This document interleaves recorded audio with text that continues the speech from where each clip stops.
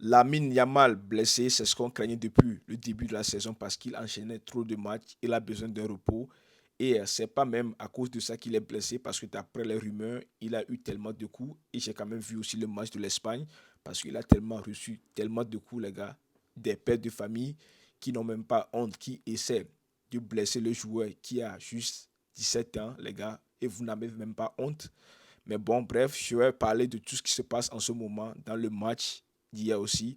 N'hésitez pas de participer dans les commentaires si j'ai tort quelque part. Qu'est-ce que vous en pensez de la blessure de Yamin Yamal? Est-ce grave ou pas? Je lirai tout. Merci à vous. Et on commence déjà avec une petite bonne nouvelle parce que dans le match face à l'Espagne, il a reçu le numéro 10, les gars. Donc c'est avec ça, c'est avec ce numéro qu'il a joué hier face au Danemark. Donc c'est quand même l'une des bonnes nouvelles, les gars, de Lamine Yamal parce que c'est un fameux numéro, le numéro 10 de Lionel Messi, des joueurs qui sont très intéressants, de Ronaldinho, des joueurs très intéressants. Et maintenant, lui aussi, il a eu ce numéro, les gars. Je pensais que c'est Sex Fabregas qui a eu ce numéro 10, les gars, avant Lamine Yamal.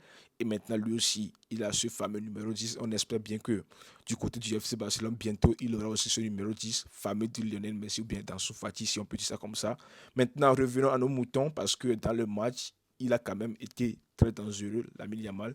Dans le camp adverse, il a fait des dribbles, il a dribblé des pères de famille, il a fait des passes qui auraient pu être buts. Il a quand même tenté trois frappes, je pense trois frappes qui sont quand même cadrées.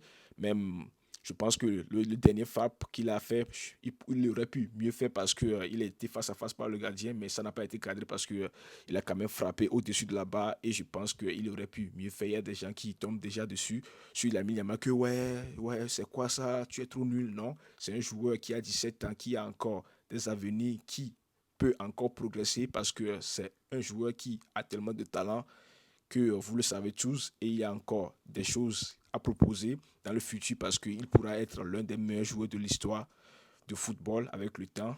Pas plus que Lionel Messi, bien sûr, mais bon, pour moi, il a quelque chose à dégager qui pourrait être de lui le meilleur joueur de football dans l'avenir, les gars, dans son génération, Lamine Yamal.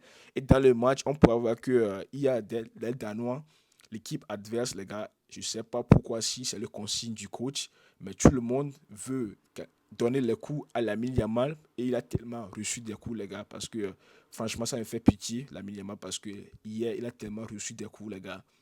À 17 ans, tu reçois des coups. C'est vrai, c'est le football, mais hier, ce qu'on a vu face à la Yamal, c'est pas le football, à mon avis, parce que c'était comme si c'est Getafe qui jouait avec le FC Barcelone qui donnait le coup à tout le monde. C'est ça qu'on avait vu hier, parce que c'est incroyable, les gars, et c'est quand même inquiétant que des pères de famille je sais pas, qui ont des enfants à la maison, qui sont venus juste pour tacler un jeune joueur qui a 17 ans, ou bien pour faire du mal à un jeune joueur qui a 17 ans, c'est quand même très inquiétant parce que si les joueurs pensent ainsi, c'est vaut mieux d'aller jouer le rugby que de jouer au football. Et laissez-moi vous montrer quelque chose parce que il y a quand même un joueur danois, les gars, qui lui-même a admis, pardon, que après le match, les tacles sur l'ami Yamal étaient intentionnels. Encore voir une fois, les gars, que c'est quand même très inquiétant que l'adversaire lui-même déclare que les tacles faits sur l'ami Yamal étaient intentionnels. C'est quand même inquiétant qu'un joueur aussi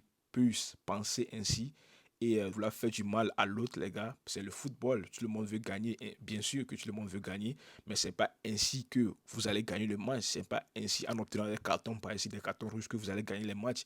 C'est vrai que Lamine Yamal, c'est lui l'homme décisif actuellement, l'homme clé de l'équipe espagnole qui pourra créer des grosses occasions, des passes dangereuses, des passes clés ainsi qui pourraient être buts.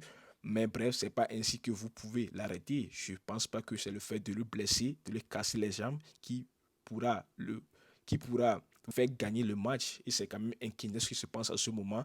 Et laissez-moi vous dire quelque chose. L'ami Yamal est sorti du stade en boitant. Il est incertain pour le match de mardi contre la Serbie, les gars. Donc, vous voyez, il boite en marchant, les gars. On a pu voir des vidéos, les gars, où il boite, les gars, en marchant. C'est quand même très inquiétant. C'est quand même un coup dur pour le FC Barcelone parce que si Yamil Yamal blesse, les gars, c'est fini parce que c'est vrai que le FC Barcelone reste le FC Barcelone, mais le FC Barcelone sans Lamine Yamal, c'est plus la même chose, les gars. Je pense que ça aura quand même des effets sur le FC Barcelone parce que bientôt il y a le match du FC Barcelone face au Bayern Munich en Ligue des Champions. Séville, bientôt, le samedi prochain. Et le Classico, les gars, le samedi prochain, les gars, je pense le 26 ou bien le 25 octobre, les gars. Donc, sans Lamine Yamal, ça pourrait être très difficile pour l'FC Barcelone parce que qui pourra jouer à ce côté mieux que Lamine Yamal? Il n'y a personne. Il n'y a personne. Donc, c'est quand même très incroyable, les gars, et très inquiétant qu'il soit blessé. Et on espère bien que ce n'est pas tellement quelque chose de grave. Lamine Yamal ressent une gêne après plusieurs fautes de l'équipe nationale danoise. Il passe sur des examens médicaux demain, mais cela ne semble pas être une blessure grave d'après Mundo Deportivo. On espère bien parce que souvent on dit que c'est pas très grave et soudainement c'est grave. Il va rater 3 mois, 2 mois. On espère que ça serait pas grave et qu'il sera disponible pour le FC Barcelone. Et pour le mardi, je ne veux pas qu'il joue.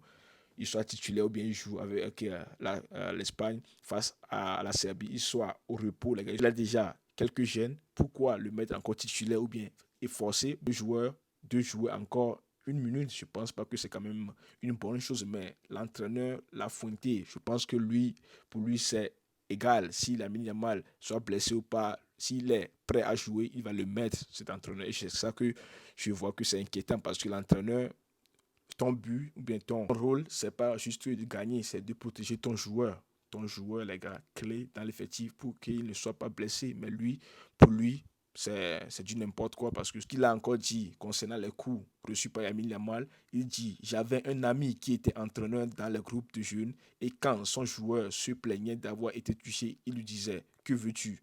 Veux-tu échanger des baisers avec le joueur adverse? C'est du football de haut niveau et vous devez comprendre que l'adversaire utilise tous ces outils contre vous dans la limite de la loi. Donc c'est ça qu'il a dit et je trouve ça quand même inquiétant qu'un entraîneur puisse parler ainsi parce que tu vois que l'ami Yamal reçoit tellement de coups. Change le joueur parce que tu veux pas qu'il soit blessé parce que c'est ton joueur, ton meilleur joueur, s'il se blesse, tu veux gagner comment? Tu veux gagner comment? C'est pour cela que tu dois sauver ton meilleur joueur, tu dois le mettre dans les meilleures conditions. Et s'il se blesse, c'est ta faute. Moi, je trouve que c'est ta faute parce que Gavi, il a été blessé à cause de toi parce que c'était pas même un match très important à jouer. Tu dois le laisser au repos, mais tu veux qu'il gagne, qu'il joue, tu les forces de jouer et il est blessé, ligament croisé, c'est fini. Saison terminée, 1 an. Donc, pas ça avec l'ami Yamal. Je vous en supplie, laisse le joueur en repos le mardi. Pas 2 minutes, laisse l'ami Yamal au repos. Pas 2 minutes le mardi face à Serbie. Il pourra se récupérer parce qu'on le veut en club. Équipe nationale, c'est quand même aussi très important, mais on veut que le joueur soit mis dans les meilleures conditions et non qu'il soit blessé. Et on dit: oh, si je savais, j'allais le mettre sur le banc. Si je savais, non, on ne veut plus ça. Et la Fuente, s'il te plaît, laisse Amil tranquille. Laisse-le tranquille. Je sais que l'Espagne a tellement beaucoup de blessés, mais l'Amil, pour le match de mardi, laisse-le sur le banc. Parce qu'il a joué les 90 minutes. Il a été sorti les 93e minutes. T'as même pas honte, la Fuente.